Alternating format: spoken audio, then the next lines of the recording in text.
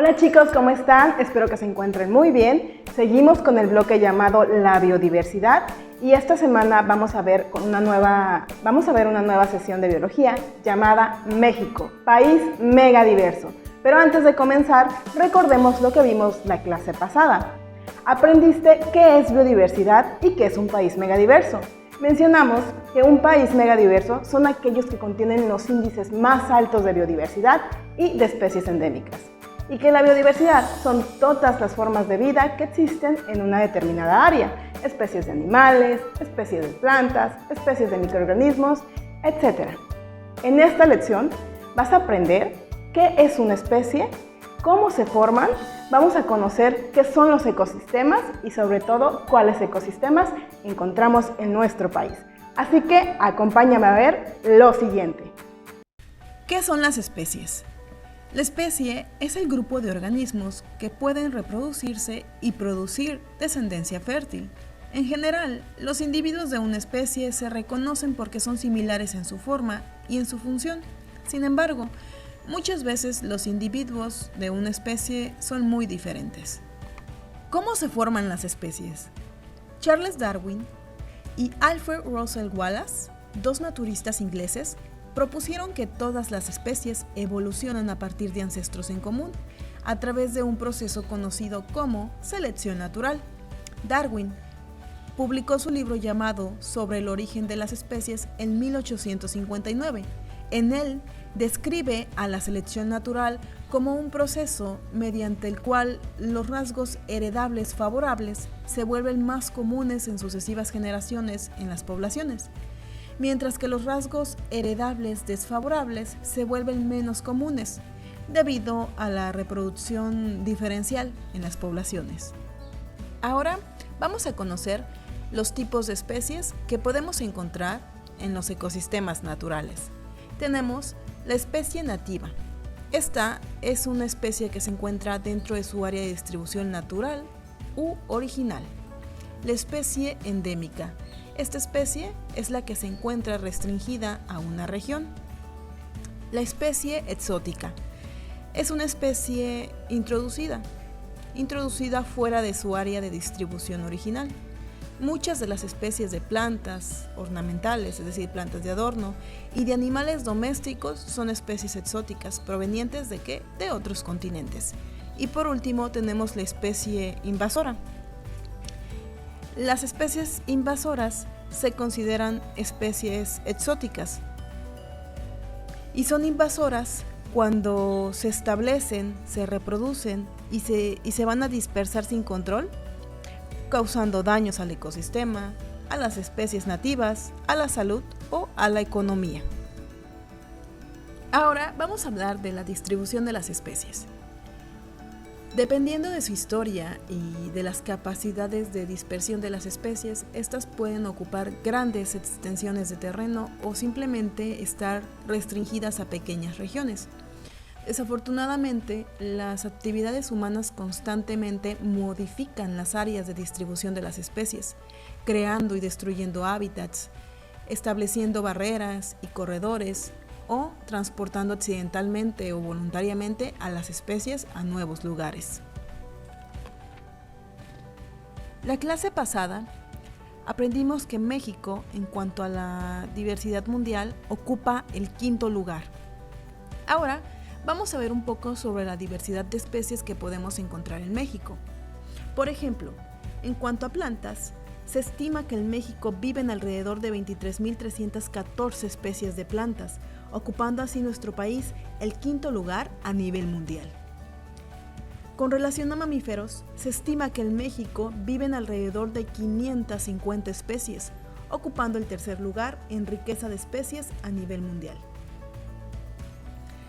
En cuanto a aves, se estima que en México viven entre 1.123 y 1.150 especies de aves, por lo que el país se sitúa en el número 8 de diversidad aviar a nivel mundial y el primero en América del Norte.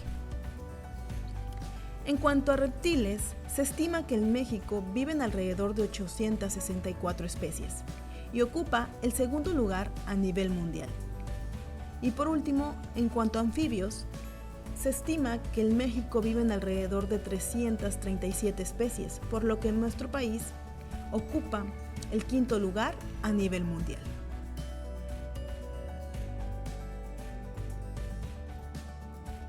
¿Qué es un ecosistema? El ecosistema es el conjunto de especies de un área determinada que interactúan entre ellas mediante procesos como la depredación, el parasitismo, la competencia y la simbiosis. Asimismo, estas especies también interactúan con su ambiente, al desintegrarse y volver a ser parte del ciclo de energía y de nutrientes. Debido a su ubicación geográfica y a su diverso relieve, México tiene una gran diversidad de ecosistemas, que van desde lo más alto de las montañas hasta los mares profundos, pasando por desiertos y arrecifes de coral, bosques nublados y lagunas costeras. ¿Cuáles son los ecosistemas de México? En esta imagen podemos observar el tipo de ecosistemas con los que cuenta México. Tenemos bosque templado, pastizal, matorrales áridos y semiáridos, selva baja, selva mediana y selva alta.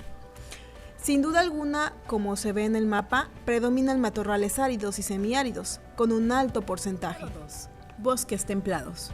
Son comunidades dominadas por árboles altos, mayormente pinos y encinos, acompañados por otras varias especies. Habitan en zonas montañosas con clima templado a frío. México contiene el 50%, es decir, 50 especies de pinos del mundo, y cerca del 33%, es decir, 200 especies de encinos. Se estima que los bosques templados contienen cerca de 7.000 especies de plantas. Estos bosques se distribuyen en mayor grado en el norte y sur de Baja California, a lo largo de la Sierra Madre Occidental y Sierra Madre Oriental, en el eje neovolcánico, la Sierra Norte de Oaxaca y en el sur de Chiapas. Los bosques templados ocupan actualmente el 16% del territorio mexicano. Matorrales. Son comunidades vegetales dominadas por arbustos de altura inferior a los 4 metros. Son propias de climas secos, con lluvias secas y zonas frágiles que provocan o favorecen la desertificación. En realidad son el grupo más diverso de comunidades vegetales. Existen variantes de matorrales dependiendo del grupo de especies más abundantes. En algunos van a predominar plantas suculentas y con hojas gruesas. En otros las plantas tienen hojas muy pequeñas o las pierden o tienen espinas, lo cual les da un aspecto diferente. Los matorrales cubren el 29.7% del país. Habitan principalmente en el norte del país, desde Tamaulipas, Nuevo León, Coahuila, Chihuahua, Durango, Zacatecas y en parte en los estados de San Luis Potosí, Durango y Guanajuato. 4. Pastizales. Son comunidades vegetales donde predominan los pastos con pocos árboles y arbustos. Ocupan el 6.1% del territorio nacional. Los pastizales naturales se encuentran en regiones semiáridas y de clima templado-frío. Están muy extendidos en el norte del país y cubren amplias zonas en Chihuahua, Coahuila, Sonora, Durango, Zacatecas, San Luis Potosí y Jalisco. 5. Selvas húmedas. Son las comunidades vegetales más exuberantes del país. Están formadas por árboles de hasta 30 metros o más de alto, de muy diversas especies y que conservan su follaje todo el año. La mayoría de los árboles tienen hojas grandes y duras, se distribuyen en climas cálidos y húmedos. Son ecosistemas muy complejos con una alta variación de especies de un lugar a otro. Originalmente ocupaban una extensión de casi 9.2% de la República Mexicana, la cual se ha reducido a un 4.7%. En México se distribuyen casi exclusivamente en la vertiente del Atlántico, desde el sur de San Luis Potosí a lo largo de Veracruz hasta Tabasco y en el sur de la península de Yucatán. Además se encuentra en una angosta franja de la vertiente pacífica de la Sierra Madre de Chiapas, así como áreas de menor tamaño en las faldas bajas de la Sierra Madre del sur de Oaxaca y Guerrero. Selvas secas. Son comunidades vegetales dominadas por árboles pequeños que pierden sus hojas durante la época seca del año. Son propias de climas cálidos, con lluvias escasas. Tienen una diversidad única, con gran cantidad de especies endémicas. Se ubican en zonas muy frágiles y en condiciones climáticas que favorecen la desertificación. Ocupan aproximadamente el 11% de la superficie nacional. se distribuyen en la vertiente del Pacífico de México, desde el sur de Sonora y suroeste de Chihuahua hasta Chiapas y continúa hasta Centroamérica.